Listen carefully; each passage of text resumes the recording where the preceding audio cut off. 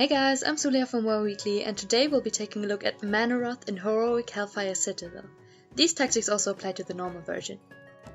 This is a 4-phase encounter, so let's get right into the first phase.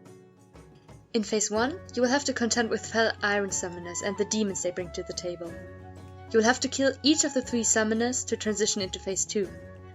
Each summoner summons a specific demon, and when you kill him, they will stop spawning for the time being.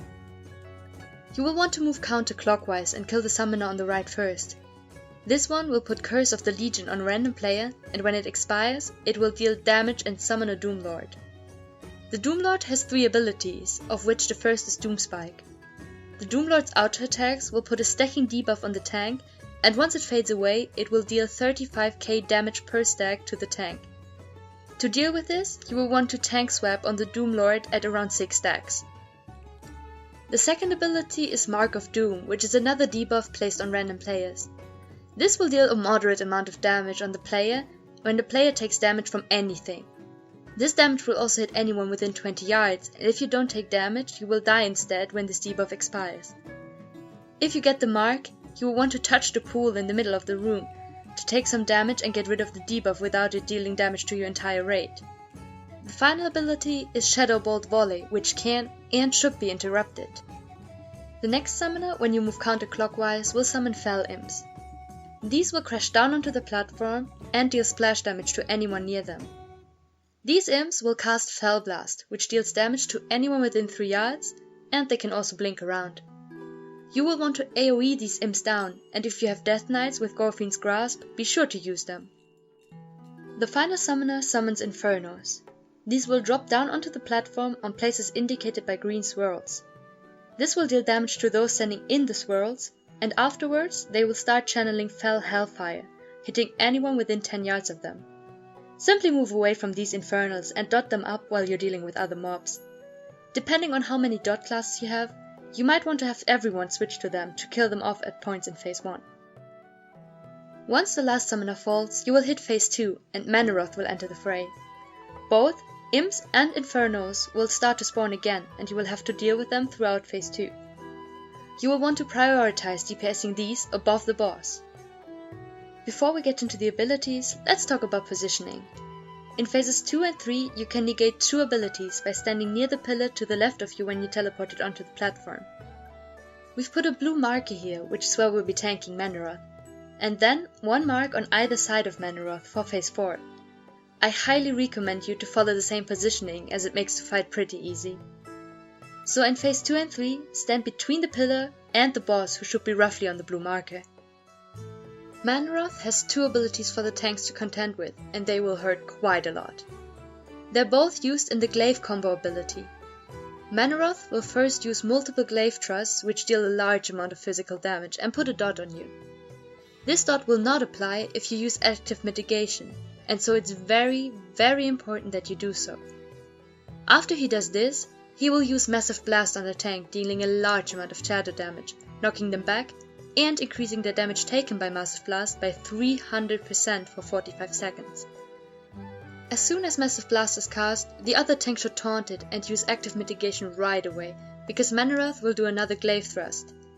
You should not forget to have your back towards the middle, so that you do not get thrown off the platform by the knockback. Mannoroth also has 3 abilities for the rest of the raid to deal with. The first is Fel Hellstorm. With this, he will cause meteors to fall from the sky, and you'll get hit for some damage if you stand on the point of impact. The points of impact will become darker spots on the ground, simply requiring you to move out of these spots. The next ability is Mannoroth's Gaze.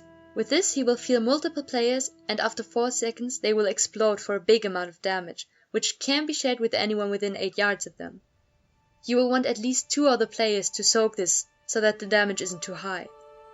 An easy way to deal with this is to stack up as a raid, which will be useful for the next ability as well. One thing to note here, you will want your melee to have their backs towards the pillar as well, so that if the gaze gets put on them, their damage can be soaked together with the ranged players. The last ability for phase 2 is Fel Seeker. With this, he will target a random player and channel an AoE.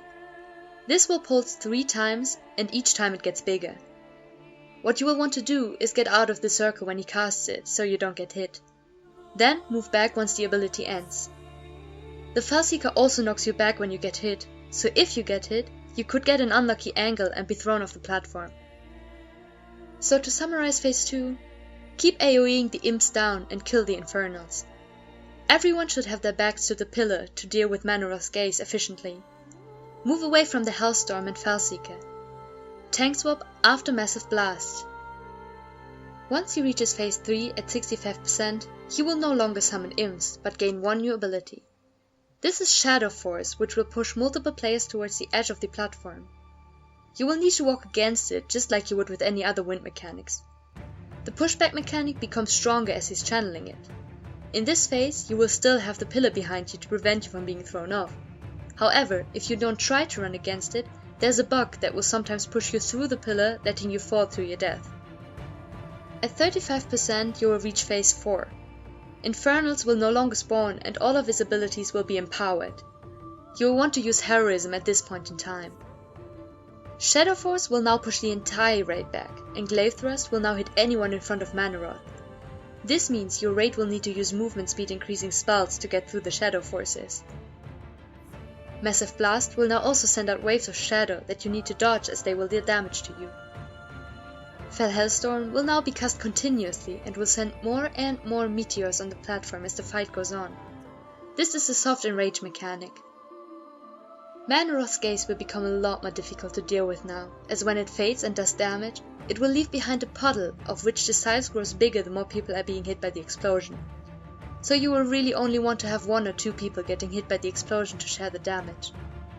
It also means that you cannot stay in the same spot for the rest of the phase. One key factor is that the puddle does slow you down. We will get to the positioning and using of this to your advantage in a second. Lastly, Fellseeker will still deal damage to you even if you are out of the circle, but the damage will decrease the further you are away from the blast. To deal with Phase 4 and the no longer having a pillar in your back, we have the raid moved to one side of Mannoroth. In our case, we started at the green marker. We finished off any Infernals remaining and started nuking down the boss. You always first have a Mannoroth's gaze before you have a Shadow Force. As I said, have only 1 or 2 people per gaze help soak up the damage so that the puddles that are spawning are not too big. After you have done so successfully, do not move over to Mannoroth's other side yet. Instead, when Shadow Force gets cast, everyone runs against it and makes sure that they have the puddles behind them. These puddles will slow you down, and for good measure, we'd use a Druid's Roar. This should prevent you from being pushed off the edge by Shadow Force. Once Shadow Force has finished casting, move over to Mannoroth's other side and repeat the process. If Mannoroth isn't dead yet, after the second Shadow Force we have markers mirroring the first set on the other side of the platform, so we can do the same. It's all rinse and repeat once you've done it the first time. Be ready to use healing cooldowns as needed during the Gaze Shadow Force combination. To summarize, in Phase 4 it'll be only about having 1 or 2 people share the Mannoroth's gaze damage and moving further around the platform without being pushed off by Shadow Force or Massive Blast. Be sure to use movement speed increase and perhaps a helpful life grip from a priest to pull back the tank before getting sent off. If you like this raiding guide, please comment, subscribe and click the like button to help us out. If you would like to keep up with new videos coming out but you don't have a YouTube account, you can also follow us on Twitter and Facebook at twitter.com/bbmazzy or facebook.com/wowweekly. Also be sure to check out our written content on our website wowweekly.net. For now, I'm Sulia and I'll see you again next time.